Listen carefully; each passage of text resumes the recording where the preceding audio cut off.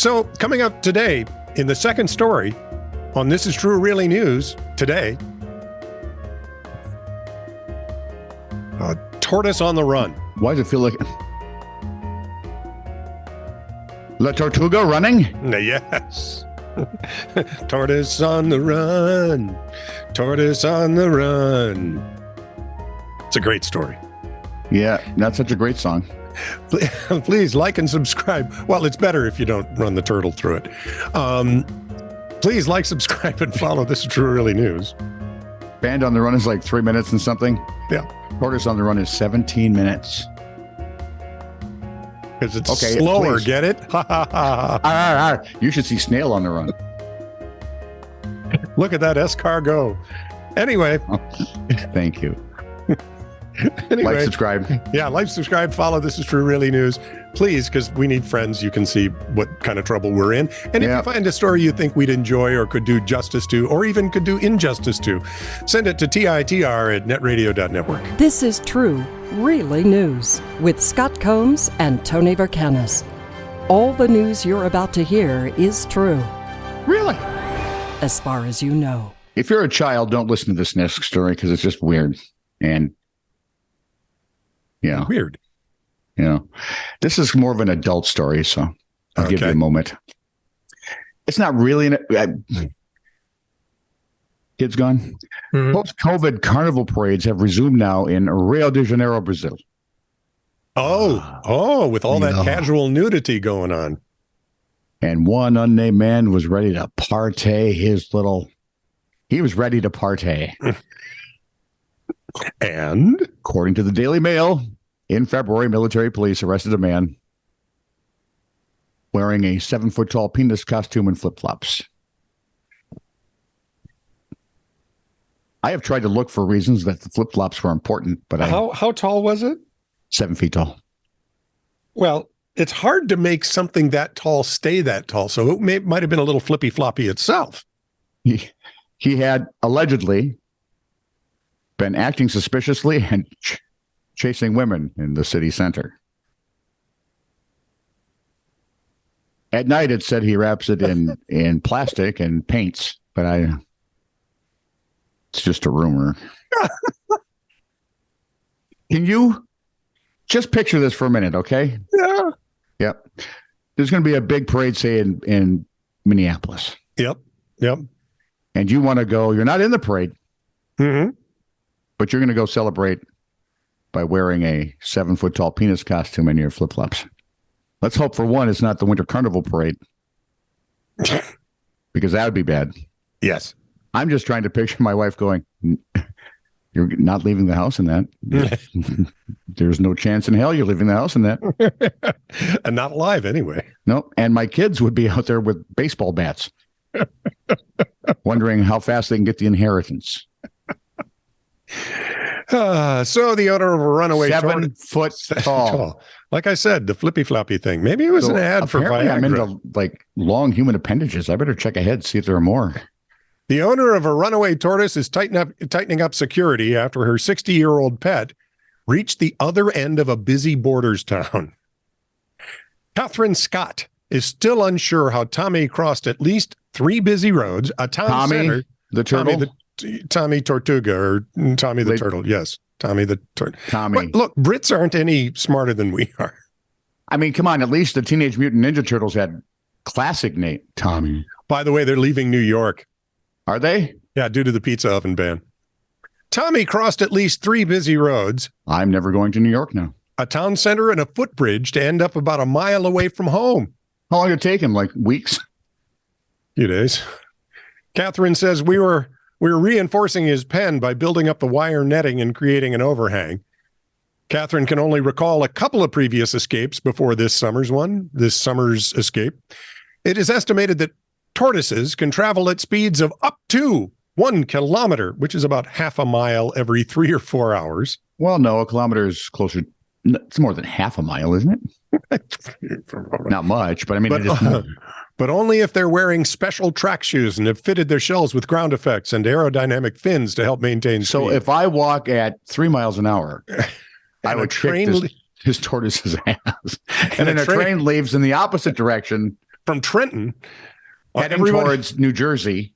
I was thinking headed back to England. It would be in New Jersey. How can a train get to New England? It's water. New England is not water. England is water. England. I did say England. At least if Trenton goes to England, it would be silly because they'd have to cross the ocean. So that'd be one damn bridge. Tommy had to scamper across the town's busy Scott's Place, High Street, and the A7 trunk road before descending either the Green first part again. or Forest Road. Tommy had to scamper across. Stop right there. Okay. I don't think so. Go ahead. Well, he was wearing the ground effects and the fin and the shoes. Mm-hmm. He finally descended either the Green or Forest Road to reach the Ettrick Water at breakneck speed. He also had to dash across either the road or footbridge to reach the Bannerfield area where he was found. Within days of being returned to his pen, Tommy made another bid for freedom at the weekend. This time he was found later in the day doing wind sprints in the undergrowth at the bottom of the neighbor's garden. Well, turtle wind sprints, they're different than anybody else. He's still winded. Well, he's carrying his stupid house on his back. What do you expect? Why do you think turtles are so slow? Because they got a house on their back. I mean, think about it. The bedroom's got to go. The bed is in there. They've got probably the divan. What about the kitchen and all the appliances? The washing machine. Room. Absolutely. The pool. Hang on. It'd be a hoity-toity turtle with an indoor pool. He would be the talk of the town. You ever want to be a teenager again? No. God, no. No, God. Oh, that was hideous. I still have friends every once in a while who will say, boy, if I knew then what I knew now, I would have balled up and just laid there. And just stayed there. Wait for around 1 a.m. on February 20th, a homeowner in Center Reach, New York, which is not anywhere near Old York, which is in England, which means you have to travel the ocean. This is New York. It's in New York. It's called Center Reach. Heard loud noises coming from his yard. From his yard? According to Fox News, his surveillance video showed 6 people kicking down several sections of his fence. And I thought this whole time the yard was just yelling or something. See? I hate it when the grass gets crabby, but right now my grass is it's like, stay off me. I'm crinkly and I don't need to be stepped on. About 3 hours later, the suspects, ranging in age from 12 to 18. 12 to 18. Mm-hmm. By 18, dude, you should know better. 12-year-old should know better, frankly. They returned and ran through the fence together, apparently in completion of here we go. A TikTok challenge. This was happening out in Flathead Beacon, police blotter. We've seen a bunch of those. They were mimicking the Kool-Aid Man thing. Officers caught up with the kids around 4:15 that morning. They charged them with several counts of criminal mischief. They had apparently also destroyed fences in other parts of Suffolk County. I only have one question. If they range in age from 12 to 18,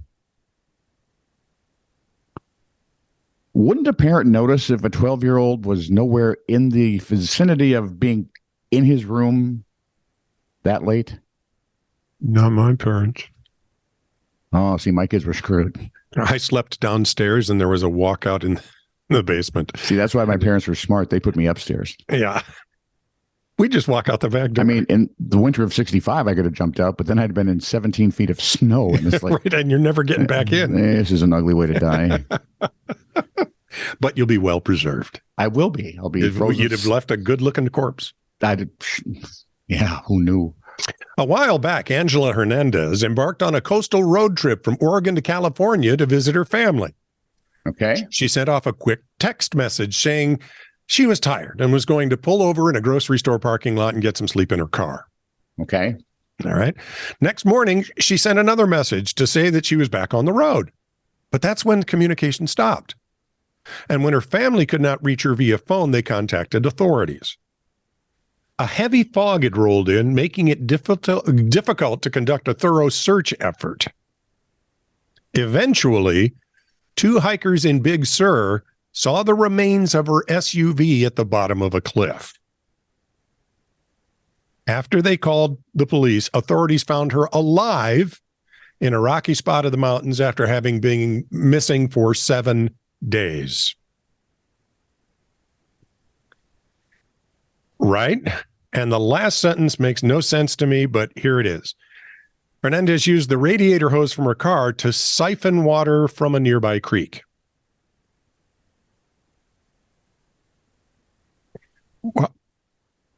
To what? Cool the truck down?